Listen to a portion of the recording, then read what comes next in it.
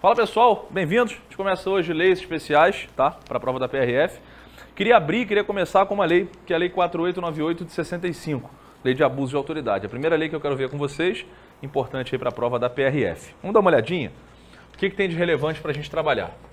Olha só. Lei de Abuso de Autoridade. Lei 4898 de 65. Essa lei é uma lei híbrida. Por que eu falo que ela é híbrida? Porque ela pega um pouco do direito penal e um pouco do processo penal. Ela é uma lei que, na verdade, anda para os dois lados. Então, volta e meia, você vai me ver falando de direito penal. Daqui a pouco, você vai me ver falando sobre processo penal, porque a lei envolve tudo. Por exemplo, eu já começo a lei falando de processo penal. Quer ver? Estava falando agora uma dúvida que você estava da questão de Santa Catarina, né? Sobre ação penal. Eu já começo tendo que te falar de ação penal, senão você não entende a lei de abuso de autoridade. O que eu queria que você soubesse inicialmente?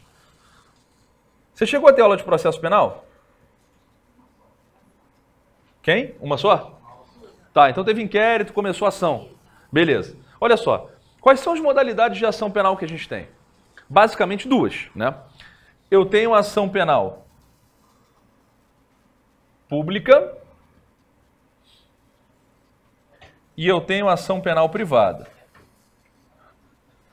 Qual é a diferença da ação penal pública para a ação penal privada? Primeiro, quem é o autor, ou seja, quem processa, quem dá entrada, quem começa. Segundo, qual o nome da petição inicial? Aquele bloco de papel que se apresenta para começar o processo. Então, a grande discussão entre uma ação penal pública e uma ação penal privada reside em quem é o autor e qual é a petição inicial. Quem é o autor de uma ação penal pública? Toda vez que o crime for de ação penal pública, o autor será o Ministério Público. Então é o MP que vai processar aquela pessoa. Agora, quando o crime for de ação penal privada, quem processa é a vítima, a própria vítima do crime, que vai se chamar querelante. Tá legal? Então eu fui vítima de um crime de calúnia, difamação, injúria, o próprio dano, crimes que são de ação penal privada, em regra. Eu mesmo, vítima, claro, através de um advogado, mas eu mesmo, vítima, vou entrar com a ação e vou processar você pelo que você fez. Agora, um homicídio, um roubo, um furto, um estupro e assim por diante, quem processa é o MP, não sou eu. Beleza. Quando for de ação pública, o MP processa através de uma petição inicial chamada denúncia. E quando for de ação penal privada, o querelante processa através de uma ação penal chamada, uma petição inicial chamada de queixa-crime. Essa é a base da base da base. Agora vamos ao que interessa. Quando a ação penal for pública, ela pode se ramificar, ela pode se dividir, ela pode se dividir em ação penal pública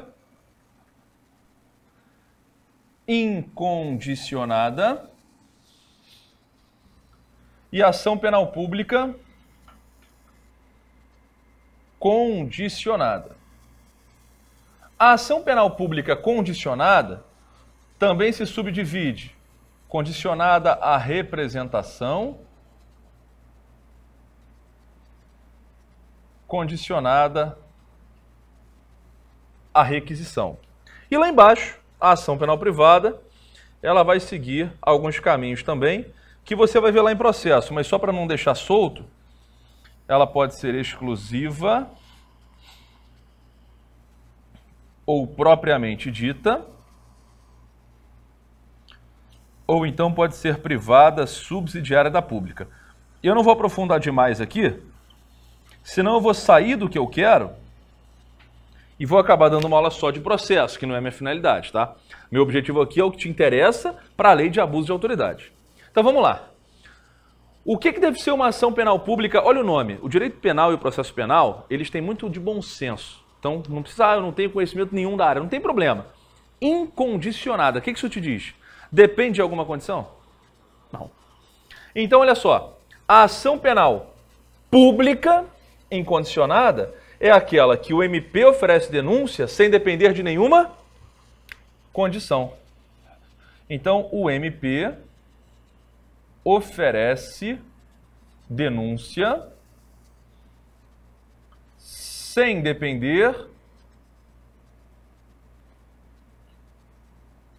de qualquer condição. O MP oferece denúncia sem depender de qualquer condição. Então, num crime de ação penal pública incondicionada, como um estupro de vulnerável, por exemplo, que é o estupro, a prática de qualquer ato sexual contra uma pessoa menor de 14, ou alguém alienado mentalmente, ou alguém que não pode oferecer resistência, alguém que está em procedimento cirúrgico, aquele caso do Roger Abdelmaci, né, e você não tem como resistir e recebe um ato sexual. Um estupro de vulnerável, um crime gravíssimo, pena de 8 a 15, é um exemplo de crime de ação penal pública incondicionada. Então, se a família falar assim, não quero fazer nada não, pô, fala sério, deixa pra lá, pô, não vou processar o cara que praticou esse ato com meu filho. Veja, não importa o que você quer. O MP vai agir e não está nem aí para o que está acontecendo, porque ele não depende da vontade de ninguém. Agora, quando ela for pública condicionada, o nome já entrega também. Ela continua pública, continua o MP que oferece denúncia, mas agora depende de condições. Que condições? Bom, tem uma condição chamada representação, tem outra condição chamada requisição. Qual é a diferença? Na ação penal pública condicionada à representação, continuo te falando que o MP oferece denúncia. Não vou mudar isso. Continuo falando. Mesma coisa, o MP oferece denúncia. Por quê? Porque ela é pública. Só que a diferença é, porém, somente depois de receber a representação da vítima. Você não tem ideia da quantidade de gente que confunde a ação penal pública condicionada à representação com a ação penal privada. Porque na ação penal pública condicionada à representação, você vê a vítima autorizando. Na ação penal privada, quem processa? A vítima. Aí você vê a vítima nos dois. Aí você fala, a mesma coisa, pô, a vítima está nos dois. Não. Aqui a vítima processa. Aqui a vítima autoriza o MP a processar. É diferente. Uma coisa sou eu processar através do meu advogado, eu. Outra coisa é eu virar para o MP, MP, pega ele. É diferente, são coisas diferentes, tá? Toda vez que ela está incondicionada, condicionada à representação, condicionada à requisição, você não pode esquecer que, acima de tudo, ela é pública. Então, é sempre o MP processando, tá? E o que é essa tal dessa requisição? Mesma coisa. O MP oferece denúncia. Agora, porém, somente depois de receber só que agora não é representação, é requisição. E não é a vítima. É o ministro da Justiça. Pronto, perfeito. Léo, tá bom, já entendi, já sei o que você está querendo falar, mas o que isso tem a ver com abuso de autoridade? Tudo. Tudo. Porque, olha só, estou te mostrando que eu tenho alguns casos que o MP oferece denúncia sem depender de nada. Outros casos que o MP oferece denúncia depois que a vítima autoriza. Outros casos que o MP oferece denúncia depois que o ministro da Justiça autoriza. E outros casos que a vítima processa. Aí eu abro a lei de abuso de autoridade. Eu pego a lei 4898 de 65 para começar a ler como é que ela funciona. E quando eu pego essa lei 4898 de 65, ela tem vários artigos, mas os dois primeiros já vão me falar de um tal de direito de representação. Fala.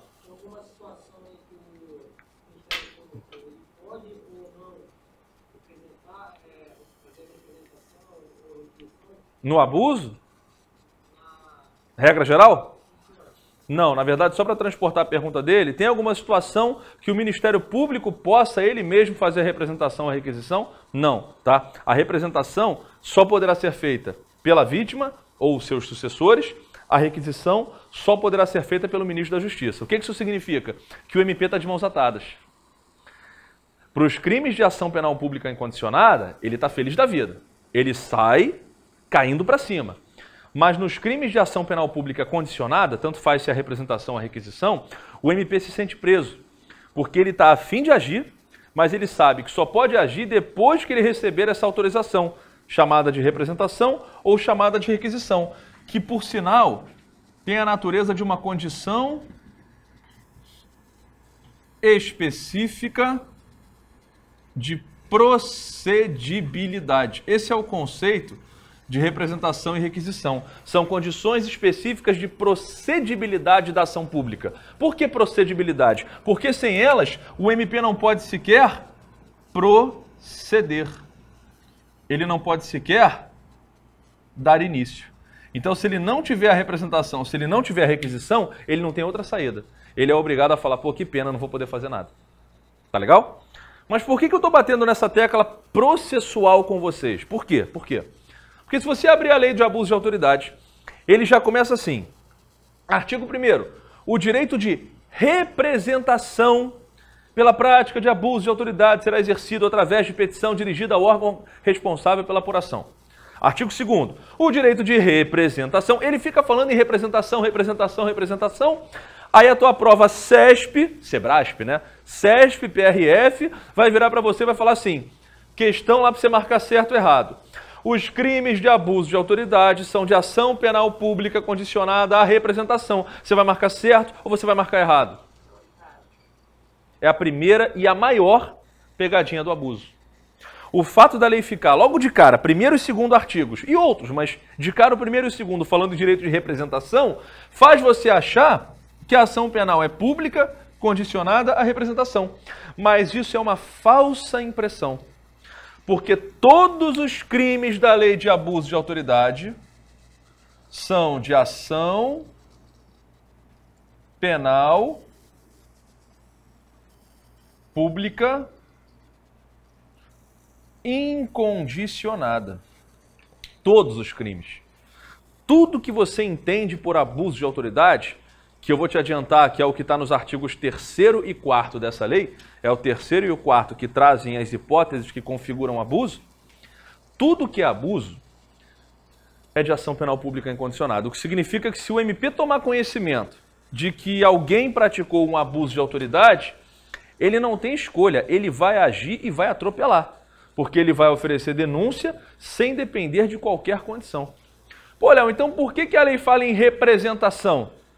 Ela fala em representação porque essa representação, na verdade, não é essa aqui. Essa representação é um mero direito de petição. É o direito que você tem de reclamar, de gritar, de falar que foi vítima de um abuso. Mas não é condição da ação, nada disso. Tanto que se você não oferecer essa gritaria, essa reclamação, essa petição, não vai interferir em nada. Você pode oferecer isso, pode não oferecer, que o MP vai agir do mesmo jeito. Então, cuidado, que todos os crimes são de ação penal pública incondicionada, ou seja, a palavra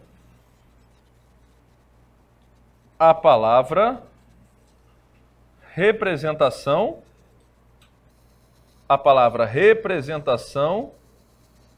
que aparece nos 2 artigos iniciais da lei, a palavra representação que aparece nos 2 artigos iniciais da lei não guarda nenhuma relação com eventual modalidade de ação penal. Com eventual modalidade de ação penal. Ponto. Trata-se de mero direito de petição. Se você pegar qualquer site desses de concurso público, esses sites aí que ficam trazendo questões de concurso, qualquer um, não vou citar nomes para não fazer propaganda de ninguém, mas se pegar qualquer um deles e pedir para soltar questão de abuso de autoridade, bota 10 por página, 3 questões vão ser sobre ação penal. 30% de tudo que cai sobre abuso de autoridade é ação penal. É a maior pegadinha da lei. Tá legal? Você não vai perder tempo com isso. Para você, abuso de autoridade, ação penal pública incondicionada. Por quê? A justificativa está aqui para o teu caderno. Porque a palavra representação, que aparece nos 2 artigos iniciais da lei, não guarda nenhuma relação com eventual modalidade de ação penal. Trata-se de mero direito de petição. Se quiser saber onde está isso, esse direito de petição Está esculpido no artigo 5º, inciso 34, a linha A da Constituição. Se você pegar a tua Constituição, lá no artigo 5º, inciso 34, a linha A, você vai ver que são a todos assegurados, independentemente do pagamento de taxas, o direito de petição contra a ilegalidade ou abuso de poder.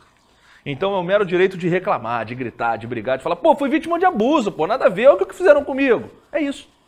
Mas não tem nada a ver com a ação penal, que será sempre pública incondicionada. Alguma dúvida nisso?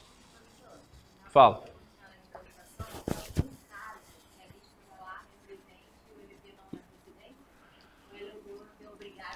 Pergunta dela aqui, uma pergunta processual. Na ação penal pública condicionada à representação, tem algum caso que a vítima vá lá, represente e o MP não faça nada? Semelhante à tua pergunta, mais ou menos. Vamos lá, olha só. Toda vez que o crime for de ação penal pública, você vai ver lá... É o André que está com vocês esse processo? Vocês vão ver com o André, na ação penal pública, que vigora um princípio chamado de obrigatoriedade ou legalidade. Existe um princípio que vigora aqui na ação penal pública, é diferente do princípio da ação penal privada. Esse princípio que vigora aqui na ação penal pública é chamado de princípio da obrigatoriedade ou legalidade. O nome já indica, né? Obrigatoriedade é uma obrigação. Ele vai falar pra gente que o MP está obrigado a oferecer denúncia. Claro, nos casos em que der. Se eu chego para você e falo assim, eu acabei de ser vítima de um roubo. Sério? Pô, como é que foi? Ah, eram dois caras, um gordo, um magro, um alto, um baixo, um negro, um branco. Onde é que foi? Ah, foi numa rua que tinha árvores, carros e postes. Beleza, só isso que eu lembro. Aí o MP vai olhar e vai falar assim, tá, o roubo é de ação penal pública incondicionada, eu tenho que processar o ladrão. Pô, mas quem foi? Sei lá. Não tenho a menor ideia, percebeu? Então, se ele não tiver elementos, ele não tem como processar. Agora, se ele tiver os elementos, que são basicamente dois, prova do crime, indícios de quem tenha praticado. Se ele tiver esses elementos, prova do crime e indícios de quem tenha praticado, se eu não quiser ficar falando as duas coisas, eu resumo como justa causa. Se ele tiver isso, ele está obrigado a agir. Então, depois que eu representei, que eu autorizei ele a agir, ele tendo a justa causa, ele é obrigado a agir. Mas aí eu respondo agora a tua pergunta objetivamente. Tem algum caso em que o MP pode não fazer nada? Tem. Eu represento, mas ele não tem os elementos para agir. Aí, infelizmente, ele não consegue oferecer a denúncia. Tá legal? Pode acontecer, mas não vai ser porque ele não quis, porque estava com preguiça, vai ser porque ele não teve a justa causa, o elemento, o lastro probatório mínimo para agir. Porque se ele tem, ele está obrigado a atuar.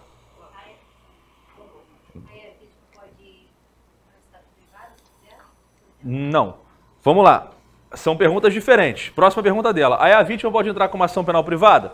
A vítima só pode entrar com uma ação privada num crime que seria de ação pública quando o MP tem tudo para agir e perde o prazo. Ele tem tudo para agir e perde o prazo para agir. Aí sim. Mas aqui eu não estou falando de perda de prazo, aqui eu estou falando de não ter os elementos mesmo. Agora, o MP tem a materialidade, tem a autoria, tem justa causa, tem tudo bonitinho.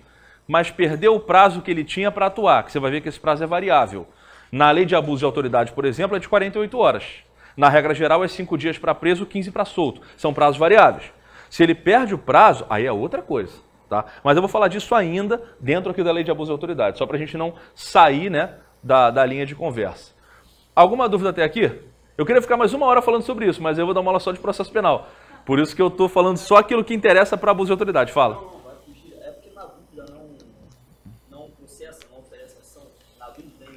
Não. Na dúvida o MP não processa ação, não processa, não age? Não. Na dúvida ele age. Esse negócio de na dúvida a favor do réu é na hora da sentença. Mas na hora de processar é na dúvida contra o réu. Em dúbio pro réu é na hora de sentenciar. Na hora de processar, em dúbio pro societate. Pô, tô na dúvida se eu processo você ou não. Processo. Tô na dúvida se condeno você ou não. Absolve. Entendeu? Para processar, na dúvida vai. Para sentenciar, na dúvida absolve. Fala. Por exemplo, o MP pode solicitar pela absolvição do réu, né? Pode. Mas se por acaso for divergente, o ofendido quer que seja condenado, tem uma divergência entre os dois? O MP pode, apesar de ser obrigado a denunciar, ele pode, no meio do caminho, pedir a absolvição. Pode, porque ele não é psicopata. Ele pode chegar e falar, pô, eu sou obrigado a processar, mas esse cara é inocente. Então, ao final, ele se convencendo da inocência, ele pode pedir a absolvição. Mas o réu não vai querer. A vítima não vai querer. A vítima vai falar, ô MP, fica na moral aí, você vai o quê, pedir a absolvição do cara? Não, quero que ele seja condenado. Pouco importa o que a vítima ache. Porque se a ação é pública, a decisão é do MP. Vai recorrer só ao próprio MP. A vítima não tem o que fazer, exatamente. Ela não tem escolha. A não ser que fosse ação privada, aí não. Mas a ação pública, ela é só um mero torcedor. No máximo, se habilita como assistente de acusação para dar um apoio na acusação, mas a decisão é do MP. Tá? Mas isso é tudo dúvida processual, tá? É processo penal, vocês vão ver isso ao longo do processo com o André, por isso que eu não estou aprofundando, senão eu vou desvirtuar a aula de abuso de autoridade. Por que eu trouxe um pouco de processo para cá? Porque eu preciso que você conheça as modalidades. Eu não posso simplesmente falar assim, galera, olha só, anota aí, tá? Anota aí pra gente não perder tempo. Abuso de autoridade de ação penal pública incondicionada. Vamos em frente. Não adianta eu falar isso. Eu tenho que explicar o que é uma ação penal pública incondicionada, o que é uma ação penal pública, a incondicionada, condicionada à representação, condicionada à requisição, senão você não entende o mecanismo da coisa. Todo mundo entendeu esse mecanismo? Tranquilo? Beleza mesmo? Vamos lá então. Então a primeira dica do dia foi que o abuso de autoridade de ação penal pública incondicionada. Segunda dica do dia. O que é abusar da autoridade? O que significa praticar abuso de autoridade? Bom, as condutas que configuram abuso de autoridade estão em 2 artigos.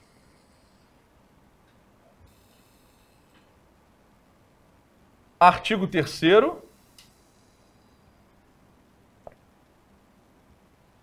e artigo 4º. Tá, tudo dessa lei, né?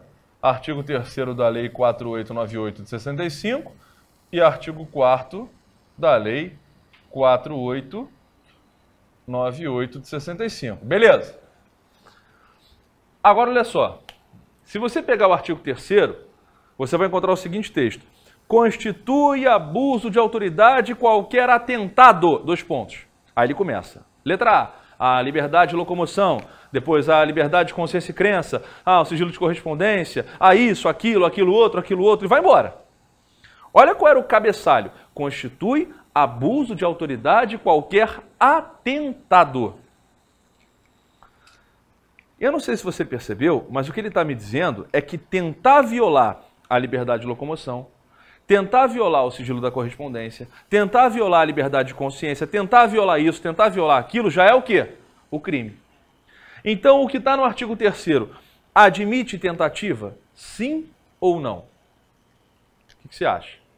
O que é tentativa? É quando eu inicio a execução do crime, não consumo, por uma circunstância alheia à minha vontade. As condutas do artigo 3º não admitem tentativa. E por que elas não admitem tentativa? Porque se qualquer atentado à liberdade de locomoção já é abuso, eu não preciso violar a tua liberdade. Tentar violar já é o abuso.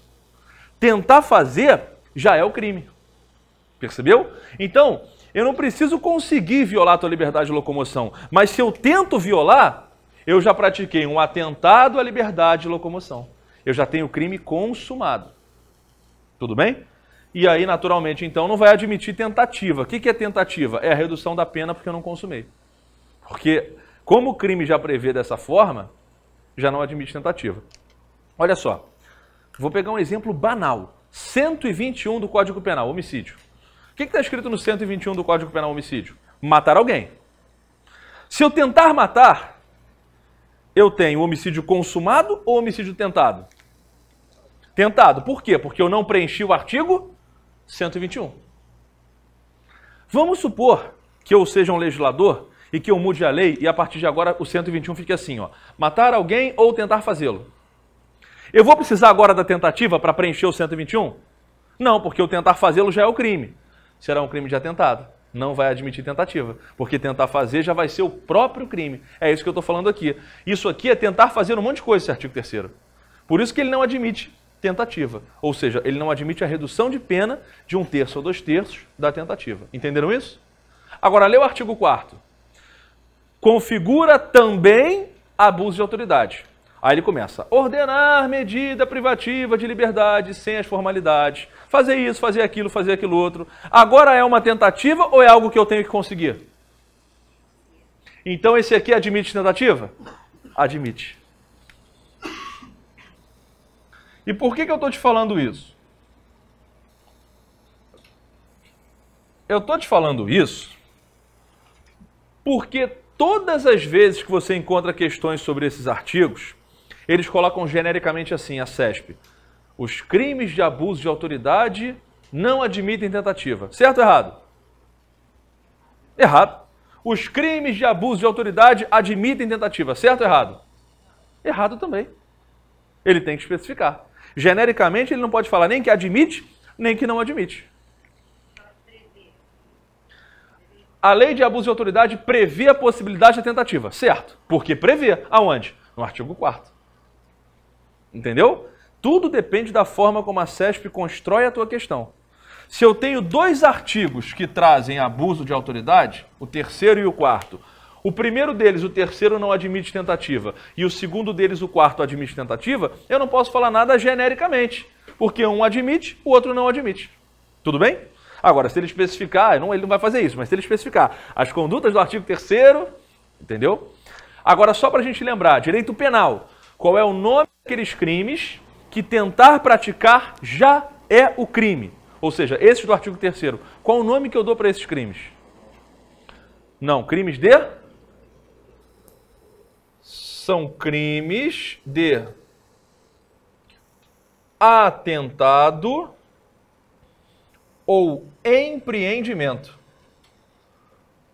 Esses crimes que a lei prevê o tentar como o próprio crime são chamados de crimes de atentado ou empreendimento. O artigo 3º prevê em seu corpo apenas crimes de atentado ou empreendimento. Beleza? Legal. Então vamos lá, pessoal que está chegando. Já vimos que a lei de abuso de autoridade, que é a primeira lei que nós estamos conversando, tá? É uma lei que, para começar, todos os crimes de abuso de autoridade são de ação penal pública incondicionada, o que significa que o MP oferece denúncia sem olhar para trás. Depois vimos que o abuso está no artigo 3º, que não admite tentativa, são crimes de atentado ou empreendimento, e também no artigo 4º, que admite tentativa. Ok até aqui? Vamos em frente. Será que qualquer pessoa pode praticar abuso de autoridade? De repente você acordou hoje e falou assim, eu estou a fim de praticar um abuso de autoridade. Sei lá, acho que eu vou praticar, me deu vontade, me deu aquela... Qualquer um pode fazer isso? Não. Para você poder praticar abuso de autoridade, o que você tem que ser? Autoridade. Percebeu? Você tem que ter uma qualidade especial. E aí, isso me leva a uma distinção de crimes chamada de crimes comuns e crimes próprios. Qual é a diferença de crimes comuns para crimes próprios? Crimes comuns são aqueles que, como o nome diz, são comuns, podem ser praticados por qualquer pessoa. Qualquer um pode praticar. Eu, você, ele, ela, minha filha, qualquer um. Se bem que minha filha tem 3 anos, não pratica crime. Mas qualquer pessoa pode praticar tais crimes. Crimes comuns. Comuns o quê? A qualquer um. Homicídio tem que ser alguém especial ou qualquer um mata? Ah, Léo, eu não mataria não. Tá bom, mas você pode matar se você quiser? Sim ou não? Pode, não pode? Então, pronto, é um crime comum. Qualquer um pode fazer. Furto, qualquer um pode furtar. Agora, abuso de autoridade, não. Tem que ser o quê? Autoridade. É o crime próprio. Crime próprio é aquele que exige uma qualidade especial do agente, do sujeito ativo, do criminoso. Ele exige que você tenha alguma qualidade específica para que você possa praticar esse crime. Posso apagar o lado de cá já? Tá, vamos lá. Deixa eu sair, passar para cá.